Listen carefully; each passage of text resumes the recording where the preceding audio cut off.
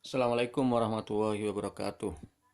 Kali ini kita akan bahas salah satu teknik statistik yang diferensial, yaitu analisis varian.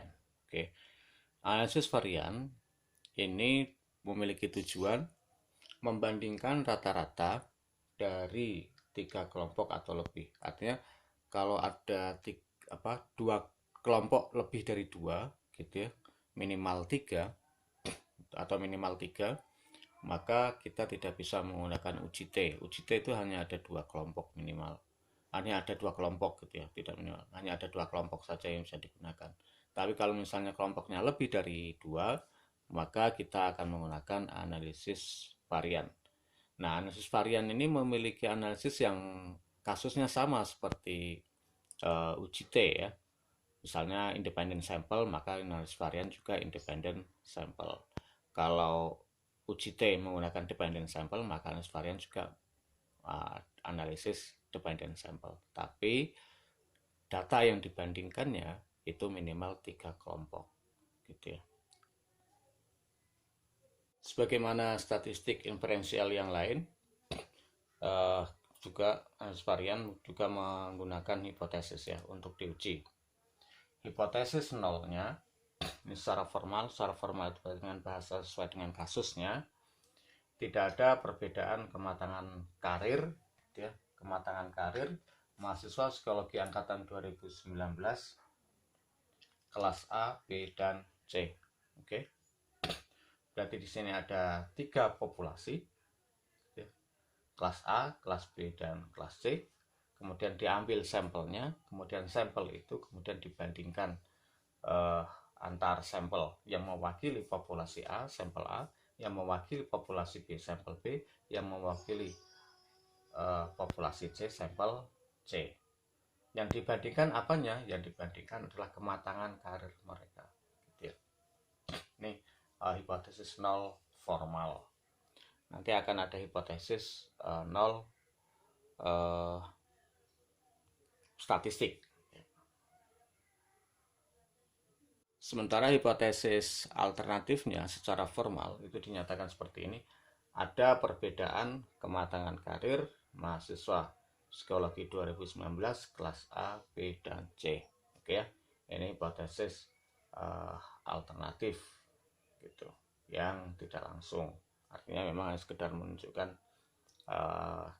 ketidak ketidaksamaan gitu ya, atau ada perbedaan kematangan karir mahasiswa psikologi 2019 kelas A, B, dan C. Hipotesis statistik gitu ya, hipotesis nol statistiknya itu seperti ini. Karena tadi ada tiga kelompok yang dibandingkan, maka H0 sama dengan mu A sama dengan mu B sama dengan mu C. Artinya antar kelompok A, kelompok B, dan kelompok C itu mahasiswa kelas A, kelas B, dan kelas C pada mahasiswa psikologi angkatan 2019 itu tidak ada perbedaan. Tapi rumus umumnya H0 itu adalah seperti ini ya. Rumus umumnya mu A atau mu 1, mu 2, mu 3 gitu dan seterusnya, atau mu A, mu B, mu C itu sama dengan semuanya sampai kemudian batas akhirnya adalah mu n gitu ya. Artinya ini bisa bisa D, bisa E, bisa F, dan seterusnya. Bisa 1, 2, 3, 4, 5, 6, dan seterusnya gitu ya. Memang minimal itu adalah tiga kelompok. Oke, ini adalah hipotesis nol statistik.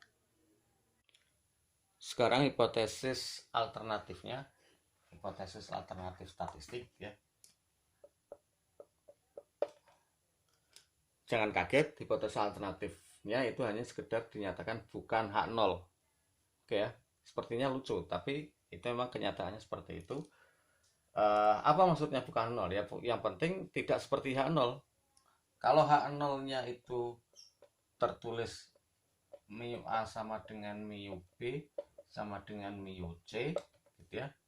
Maka kalau bukan H0 itu bukan H0 itu bisa jadi mu A tidak sama dengan mu B sama dengan mu C. Bisa jadi mu A sama dengan mu B tidak sama dengan mu C. Atau mu A tidak sama dengan mu B tidak sama dengan mu C. Artinya kalau hipotesis alternatif itu diterima, itu artinya minimal ada satu tanda ini yang tidak sama dengan. Jadi ketika hipotesis alternatif diterima itu tidak harus misalnya seperti ini lengkap seperti ini, semuanya tidak sama dengan gitu ya, tidak. Tetapi minimal ada satu saja yang tanda ini adalah tidak sama dengan. Bisa di sini, bisa di sini, gitu ya. Pokoknya satu aja itu maka hipotesis nolnya ditolak dan hipotesis alternatifnya diterima.